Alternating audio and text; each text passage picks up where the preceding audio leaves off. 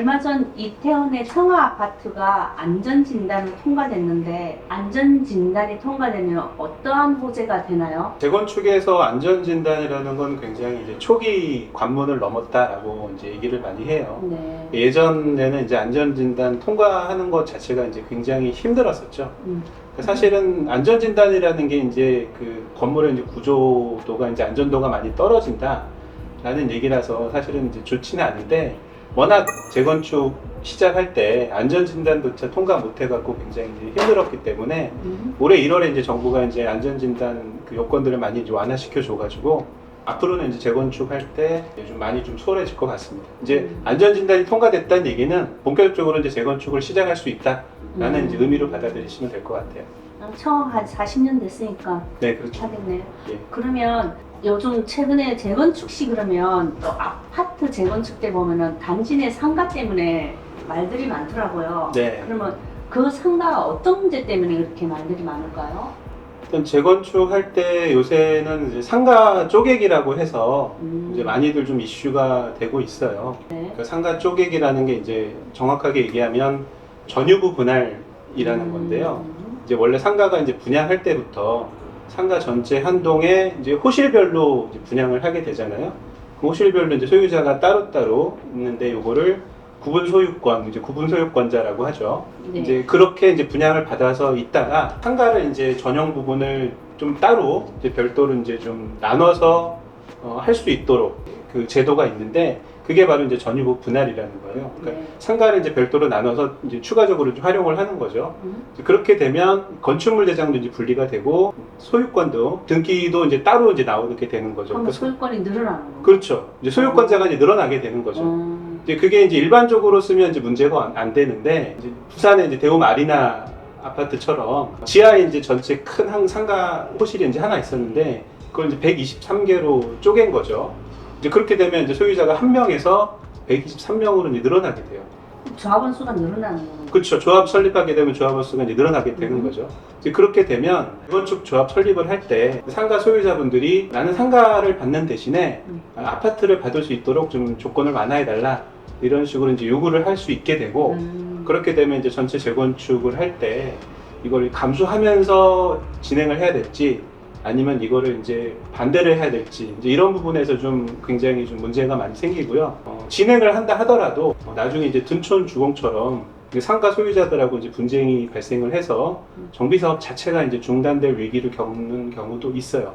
그래서 이제 이런 상가 소유자들이 상가 쪼개기를 하는 거에 있어서는 최근에는 많이 이제 규제를 하려고 노력을 하고 있죠. 청아 아파트 같은 경우는 상가 소유자가 한 명, 그쵸. 한 사람, 맞아요. 예. 네. 상가 전체 한 동으로 이제 한 네. 사람밖에 없어요. 음. 이게 이제 왜 좋냐면 추가적으로 이제 상가를 분리할 수 있는 쪼개기를 할 수 있는 여지가 이제 없다는 얘기죠. 뭐 지금 당장 소유자가 한 명이더라도 나중에 좀 진행하면서 소유자가 늘어날 수 있지 않느냐 걱정하실 분도 계실 텐데 이제 앞으로는 이런 상가 쪼개기가 너무 많이 이슈가 되다 보니까 입법적으로 이거를 이제 못하게끔 이제 검토를 지금 하고 있어요. 이제 구체적으로는 예전에 상가 소유자가 늘어나는 거에 대해서 도시정비법 상으로 규제를 할 수 있는지 없는지 좀 모호하게 돼 있었는데 이걸 좀 더 분명하게 하고요. 그리고 상가 쪼개기를 할 때 그 기준일을 좀 앞당길 수 있도록 이제 법을 좀 개정하고 있습니다. 그럼 이전에 쪼갠 거는 이전에 쪼갠 건 이제 어쩔 수 없죠. 인정하고 예. 그대로 두고 인정 앞으로 이제 막을 수 있도록 이제 그럼 법이 청아 개정되죠. 아파트는 지금 소유자가 한 명이니까 더 지금 쪼개는 거는 인정이 안 되겠네요? 지금 쪼개는 거는 사실 이제 인정은 될 수는 있는데 이게 이제 강남이나 송파처럼 이제 행위 제한을 통해서 앞으로 이제 그 전유 분할 자체를 이제 할 수 없도록 이제 만들 수도 있고요.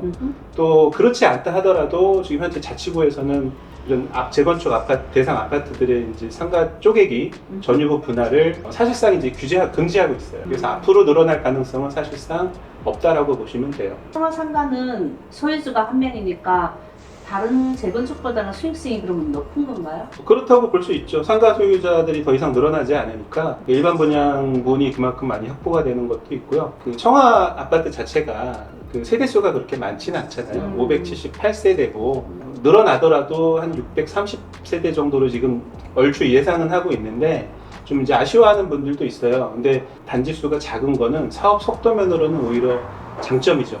이제 빨리 갈 수 있고 아까도 말씀드렸지만 상가 소유자들이 문제가 발생할 여지가 없기 때문에 사업 속도면 중간에 이제 분쟁이 될 여지도 이제 없죠 사실상. 그러니까 속도가 좀 빠를 수 있어요. 재개발까지 이제 진행되려면. 그러면 청와에 대해서도 호재가 있으니까 뭐 관심 깊게 봐주는 것도 나쁘지 않겠네요. 예, 그렇죠. 지금 이제 그것 때문에 이제 관심을 좀 많이 가지고 계시고요. 뭐 호가는 한 22억 정도, 실거래가는 이제 21억 9천 정도의 이제 거래가 된 걸로 알고 있고요. 35평짜리가. 그렇죠. 34평 기준으로. 네. 인근에 좀 비교할 단지가 이제 그렇게 많지는 않은데, 서빙고동에 이제 신동 아파트가 21년도에 이제 조합 설립을 하고 지금 진행 중인데, 거기가 이제 호가가 30평대 기준으로 28억 정도 하고 있어요.